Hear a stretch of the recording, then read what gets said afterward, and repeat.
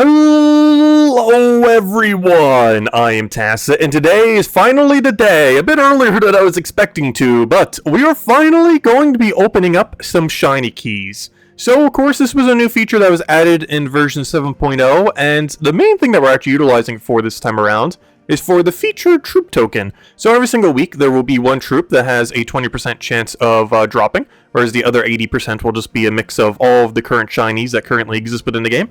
And this week is Huntmaster Arborius, which of course is a very ridiculously good infinite loop red, or pretty much pseudo infinite red, but you know, it's pretty much we'll just keep going until you win, if you just keep casting it. So very, very strong. This is the first one of this type of troop, this journey troop, to become shiny. We still don't have the yellow or blue version, almost both guaranteed are going to be coming in as shiny. Not sure what will happen to the other three that are currently not shiny, maybe in a patch they'll end up getting shininess or something. But overall, I would still say saving keys is worthwhile into the future. However, this troop is pretty fun. It's built into pure dragon teams, a lot of fun builds to do it. You can do it all the gem dragons and everything. And I figured we finally go and get it. I ended up doing the $10 little bundle thingy, which probably the only time I'm going to do that. However, I did the $10 little bundle thingy last weekend just to get the 5 tokens initially. And now we're going to get the rest of the tokens from these keys right now. So it looks like we can open 5 of these at a time, which is a little bit weirder than some other key openings, because normally we can do like, what, 50 to 200 or so at a time. So like, for example, let's see, can we just pull Mythic randomly?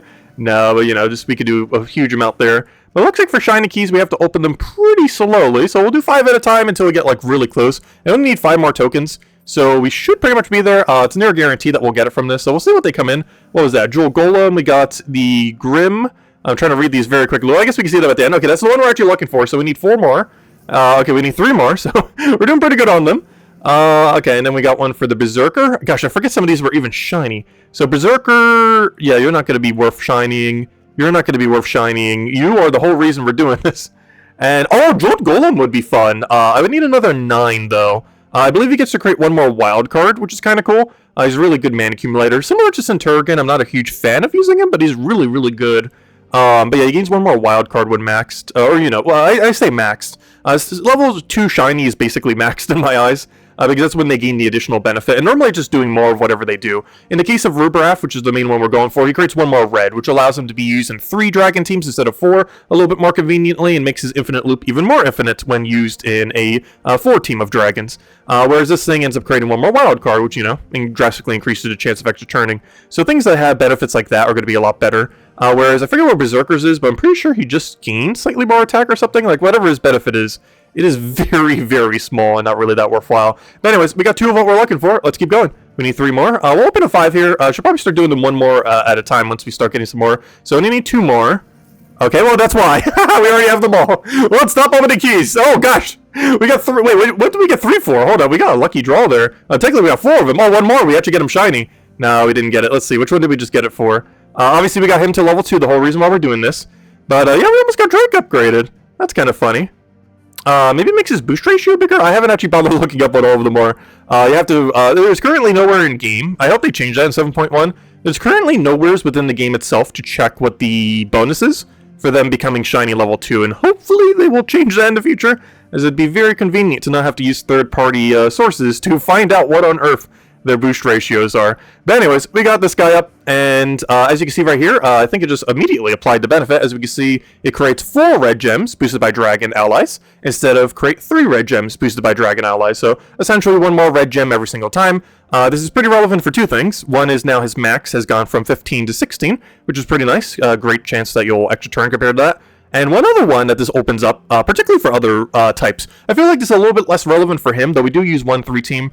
But I feel like for some of the other types, like Chalcedony, for example, yes, there are some okay brown constructs, but it would be a lot stronger if you could do it with, you know, any one other brown troop. And you can still do that, but you're only going to be able to get 12. However, you know, if you get that shininess, you can get it to 13. That's quite a bit of a difference, 12 to 13, the extra turn chance on it. Not sure what the exact odds chance are, it depends on the board, but, you know, your chance of getting an extra turn, even just from one singular extra gem spawn, can be quite substantial. And yeah, it'll allow them to be used in a little bit more diverse teams rather than always having to be used with 4 of the same. It'll make them a little bit more flexible on 3 as far as their extra turn chance, as they'll only have 2 less gem spawn instead of 3 less gem spawn when used in a team of 3 rather than a team of 4. But anyways, let's go use this thing. Oh, that's unfortunate. We almost got the Drake upgrade. Pretty sure that would never be relevant other than if we're using him to tank for some reason, but hey, it could have been another shiny, but I don't feel any inclination to go any further. We got what we came here for.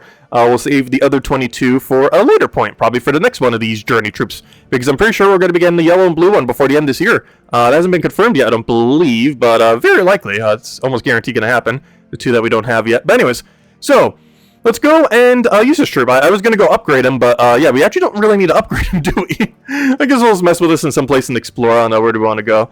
Yeah, we'll do the Sword's Edge, why not? So let's start all the way from the top. So first team that we're going to be running here, the very high rarity team. We are basically just using Huntsmen with the billion boss troops. We're using Rubaraf, which has a nice benefit of gaining magic every time we take red, and guess what, we're taking a ton. Theoretically, you could even just spam Rubaraf and just keep getting the magic from that if you really want to. He also has extra turn chance based on red. However, even with a lot of red on the board, it's not the best of chance. Let's say there's 20 reds on the board. You will have a 50% chance of extra turning. That's not particularly good for how much red is on the board in that situation. Like, it's not horrible, but, you know, it helps.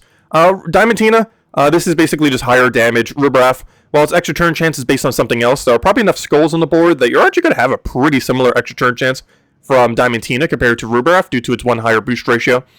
Because even if it only has 5 skulls, it still brings it up to, 25%? Which, of course, still way less than what Rubaraf will be. But still a pretty nice number, given that you're not, like, deliberately trying to make skulls. And this thing's just all around really good, uses every color, so you'll still be able to take out everything else. We also have the Wand here. Wand is here for mostly Dispel. You can use it for Bless as well if you're getting frozen, other similar mechanics. However, this is more so to use Dispel. Even though this Dispel does not do red, it does purple and yellow. You can end up using this Curse in order to get rid of Submerge. So that you don't have to worry about Diamantina's and Rubaraf's AoE.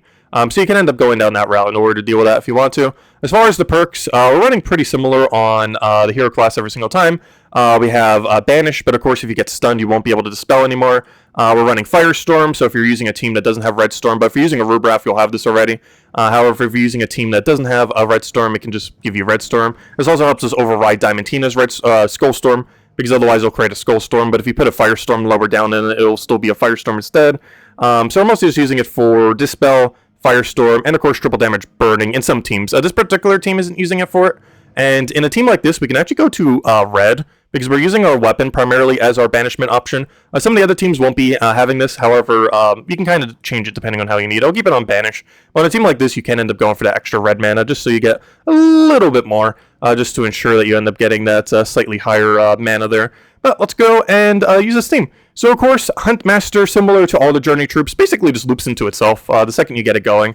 You might notice on all these teams, well, maybe not all of them because we haven't actually showed them yet, but we aren't using the 50% mana start dragon. The main reason why we're not using this thing... Oh no, we didn't land an extra turn. How is this possible? Though we'll gain every one hereforth. But the main reason why we aren't end up going down that route is it's just not worth it. It's a really bad troop, has basically no cast attached to it. It just kind of just very clunky. You're getting so much value from a 20% mana start that you don't really need the extra little bit of percent. You might notice, of course, we're dropping our turn sometimes when we're casting Rubaraf and Diamantina. This will occur. Obviously, this isn't meant to be a purely infinite loop. None of these teams are. They're made more so to win quickly while still getting a lot of looped mana. These are by no means infinite loop teams in like the true sense of never dropping your turn. More so just getting mana very quickly to every single run your reds, and then going from there. So I mentioned earlier using teams of 3 instead of 4, and that's what we're doing here. So when you have a higher gem spawn like this, you do have access to, well, a slightly better chance of extra turning. We're now creating 13 red instead of the normal 12 in this particular situation.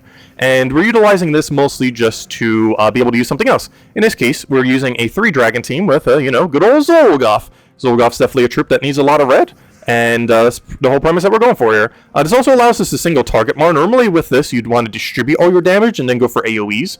But this team actually does a little bit of the opposite, where you're just trying to pile as much damage as you possibly can. How on earth was that not extra turn? Wait, what? We'll take that down, and there we go. And also, one other thing to keep in mind, Dragon Guard, as mentioned earlier, does have triple damage burning, so we are utilizing that. Unfortunately, it doesn't have Enrage, like some of the other ones, but it does have triple damage burning, and you kind of have to keep it like this, because then you'll be one less dragon if you go like Slayer Hero class or something, so still works out pretty well, and as you can see, you get a lot of damage very quickly. But in Explore 12, it might take you more than one poke to kill them out with a triple damage. However, that's what you could use this guy for. You can bring him down into kill range as well.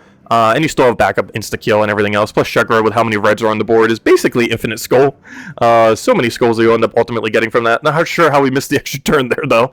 But anyways, next we're going for the low rarity one. You may have noticed on the previous team we used Crude Club. Crude Club is a pretty useless weapon that is actually very broken. The main reason why it's good is it uses such low mana cost. It is only a 4 mana cost, and of course by keeping pure red, we're actually getting our attack value up, so we can utilize skulls a little bit more. So we're basically doing this as an early game, kind of just tank higher damage. Obviously you might not have triple damage burning super early on in the game, however if you do, you can end up utilizing it here. But basically we're just going to be going in, getting Huntmaster up, and essentially using 2 free epics that you get from Kingdom. So very easy team to build for the low rarity. Emperino you get for free from completing out the Kizil questline, and Diamond Trexia you end up getting for free from completing out the Darkstone questline. And Crude Club is earned a little bit differently these days compared to in the past, but I believe you get it just from getting your red mastery up slightly. Actually, I'm not completely sure, but I'm pretty sure once you get to like 5, 10 red mastery, maybe even a little bit less, you get it. You used to start with this weapon, but they've kind of changed how that system works, but you still get this game weapon really early on in the game. But anyways, we're going to be rolling with this, using it as a low mana cost to not block, and basically just using the other things for support. Emperina has that little bit of extra red mana that you can end up getting. We're using this to end up burning. There's not too many good, oddly enough, there are not that many good burning dragons in the game, particularly low rarity ones, but even just in general. So we're kind of just using this as a burn option for the triple damage burning. You could, of course, replace them out for a higher damage source, especially if you don't have a triple damage burning option currently available. But basically, we're just doing a nice low rarity 4 times dragon team, trying to get our mana up, which might actually be the hardest problem here, is getting that last little bit of mana. But once we get it going, we'll have everything we need. We can cast Emperina for Cleanse to get rid of Entangle and stuff like that, and we're basically spamming this until we win. We can try setting up for triple damage burning, so I'll actually do that right now in case we can get any skulls. So it's almost always going to burn off its ability. I have a 75% chance. And now we just cycle the board. If we see a skull, we take a skull, and then you just rinse and repeat. And this will probably be the one that we use the most for its infinite loop, as you probably would earlier in the game, as you might not have other damage options to cast. As you can see, we're doing triple damage burning every single time we have an opportunity to take a skull, assuming you have your thing upgraded. And even if you don't, it's not too big a deal. You're still going to be able to kill him off of the trip itself. As you can see, he's just infinitely looping into himself, as the premise exists. And yeah, we just keep doing that until we win. And ideally, we just get one more skull in there, triple damage burning, boom, dead. And as the premise of the team. But anyways, guys, that is a rundown on it. Might as well take this. Oh, Mimic. Oh, well, never mind. We're not done yet. We're taking a Mimic real quick. Let's go with the really high one. I like this one. Rubraf plus Diamantina. Really fun combo. They do have 20% this week, but you can kind of ignore that. Well, this one has 10%. Obviously, they have a little bit more stats than normal on this particular week. However, of course, they're still relevant even with the lower stats. Of course, this guy also with 20% right now. However, even without those extra bonuses, they will still be absolute powerhouses as far as what they can ultimately end up doing within a battle. So we throw that down. Oh no, I didn't get enough magic. That meant to kill everything. Whoops. Well, we'll go for another Rubraf and kill it out. I didn't take enough extra turns. Whoops, should have taken one more. And there we go. Anything in the Mimic? Let's see. Hey, double Anu. Look at that. Nice. There we go. But anyways, guys, that's a rundown on shiny keys and the other thing. Overall, on shiny keys, I would still say hold. Obviously, if there's something really good that you really want, in this case, I really wanted it, you might want to go for it. Otherwise, I would still keep holding. There's still no legends, still no mythics, and there's still a lot of other things that they're going to be adding to this drop table in time. There's currently not even 40 shinies within the drop table, yet there's like almost 1,300 troops in the game. So I would still wait until we get closer to the 100 mark. Wait until like a patch or two from now when they start adding like another like 30 load of them. Ideally wait until they add legends and mythics, especially if one of them ends up being ultimately good. Because you saw, we got like 4 copies of a Drake that we're never going to use, even if it became shiny. Like, what are we doing with a shiny Drake? You wouldn't even put it on your team. You would start with Drake Rider, and then if he happens to die, he would become a Drake. So there's just really, really few good shinies within the drop table. And unless it's one that's exclusive for the week where you have a higher rate, like this week it was Huntmaster Arborius, it's not really worth it. And I would just overall wait, as the general drop table for shinies just isn't that good until they update it more. So I'd still say hold unless you see something you really want. And in this case, we went for this. If you're lucky to do similar, the blue and yellow version of these might be worthwhile when they come around. They probably will before the end of the year. We don't have official dates yet, but they likely will within an upcoming few months now that journey events take place way more often than they used to in the past. But anyways, guys, that's a full rundown on that. If you still have any other questions about shiny keys or the new troop, feel free to leave it in the comment section below. All the teams we went over will be in the description there too if you want to go copy and paste any of them. And I hope you all have a wonderful weekend and best of luck if you're going to be opening any shiny keys. Goodbye, everyone, and thanks for watching.